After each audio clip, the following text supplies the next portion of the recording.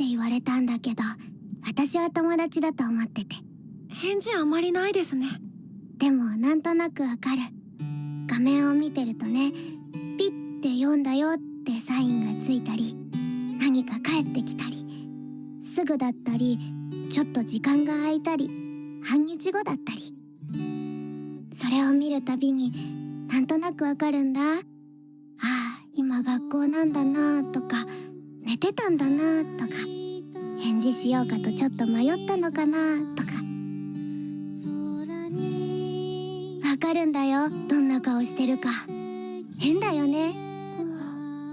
제가 정말 좋아하는 작품 중에 하나인 소라요리 도이 바쇼라는 여고생들이 남극을 여행하면서 많은 생각을 하게 하는 이야기입니다. 주변에서 일본인이 이해가 안 간다고 이야기하는 한국인들을 자주 보는데요. 그 중에 하나가 메시지를 일십한다는 이야기를 많이 하거든요. 때문에 답답해하는 한국인과 재촉당하는 일본인들 사이에 트러블이 많죠. 전부라고는 할 수 없지만 일본에서는 상대방이 읽었다고 답변 안 하는 거를 뭐라 하지 않습니다. 이렇게 상대방의 반응을 상상하면서 너무 빨리 답장을 보내면 부담스러워 하지 않을까 하면서 답변을 조심스러워하는 경향이 있는 사람들이 생각보다 많죠.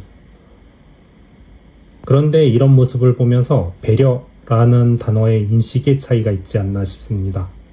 한국 사람들에게는 메시지를 보냈으면 보면 바로 대답을 해주는 게 보내는 사람에 대한 배려가 아닐까. 그런 생각을 하게 되면 답변을 재촉당하는 게 피곤해서 오히려 정말 중요한 사람 외에는 차단하고 싶어지지 않을까라는 저의 생각이 드네요. 예전에 한국에서 잠깐 일했을 때입니다. 친구는 아니지만 일로 알게 되었고 자주 술자리에 초대를 해주면서 저랑 친해지려는 느낌이 강한 분이 개인적으로 카톡 친구를 등록해서 메시지를 주고받은 적이 있었는데요. 그러던 어느 날 충격적인 문자가 왔습니다. 일십이냐? 라는 굉장히 화가 난 듯한 메시지가 그 뒤에 이어졌죠.